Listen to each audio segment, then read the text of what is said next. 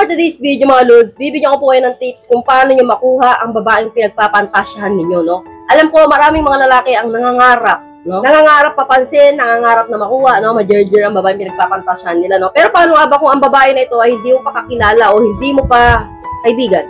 Paano ka nga ba mapapansin ng babae at paano mo nga ba majerjer yan, no? Pero bago yan, kung hindi pa nga po kita subscribers, please don't forget to subscribe and click the notification bell para updated kayo palagi sa mga bago kong upload na videos. So, ang unang tips ko po sa inyo, Lods, no, para ma-judge nyo yung babaeng pinagpapantasyahan ninyo. Siyempre, makipag-close ka muna, no, sa kanya. Paano nyo po gagawin yun? Siyempre, tanggalin mo muna yung hiya mo, no, kailangan mo dito lakas ng loob. So, may pag-close ka sa kanya, may pagkilala ka, ako nga pala si Ginoo, si Michael. Tapos, sumama ng mga konting kwentong barbero, yung mga ganon. Yung talagang parang ma-excite sa kwento mo.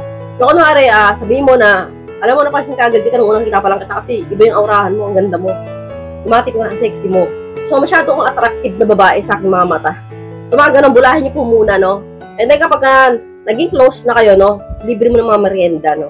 Kailangan niyo po yun, no? Na bigyan mo ng merienda, alukin mo kumain sa labas. So, unti-untiin mo siya, Lods, na magparamdam ka na gustong-gusto mo siya. Ang mga babae, Lods, malakas po ang instinct niyan, no? Malakas po yung paramdam, no? Alam po namin kapag po ang isang lalaki may gusto sa akin. Alam po namin kapag po ang isang lalaki may intention na jerjerin kami. So, hindi po kami manhid, no? Karamihan po sa babae, malakas talaga yung pakiramdam. So, kapag ka napaparamdam mo na sa kanya na gusto mo siya, no? And then, syempre, aminin mo, no? Sabihin mo na, alam mo, gusto kita, matagal na. So, ang babae, mapapaisip yan. Kapag may dating ka sa babae, no? Kunwari, crush ka rin niya, no? Kasi ang babae, hindi naman doon may pag-close din sa'yo yan. Hindi naman may pagkwento sa'yo yan kung hindi ka rin gusto. So, once na ang babae nakipagkaibigan sa'yo, ibig sabihin, may dating ka rin sa kanya. Kasi kung ayaw ka niyan, no? Hindi ka niya papansinin talaga. So, papansinin ka niyan, pero mararamdaman niyo yung distance, no? Hindi siya masyadong close na close. Pero once na naipag-close sa'yo yan, matik yan, no? Talaga nga namang may pag-asa ka, ma-judger mo siya. So, kapag inamin mo na nga na gusto mo siya, no? So, ligawan mo na and then maging open ka sa kanya, no? Kailangan maging verbal ka, no? Huwag ka nang pakimi-kimi, no? Mamaya maunahan ka pa ng iba dyan. Mamaya masundot pa ng iba yan. Imbis na ikaw makakuha at ikaw makauna, naunahan ka pa.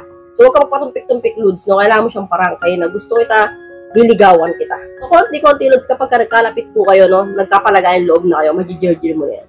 So, yun po yung unang akbang para po ang babae, talaga nga namang mapansin ka. So, hanggang dito na lang po tayo mga Lods. I hope you learned something new in this video. More videos to come. So, stay connected. I see you again to my next video. God bless. Bye-bye!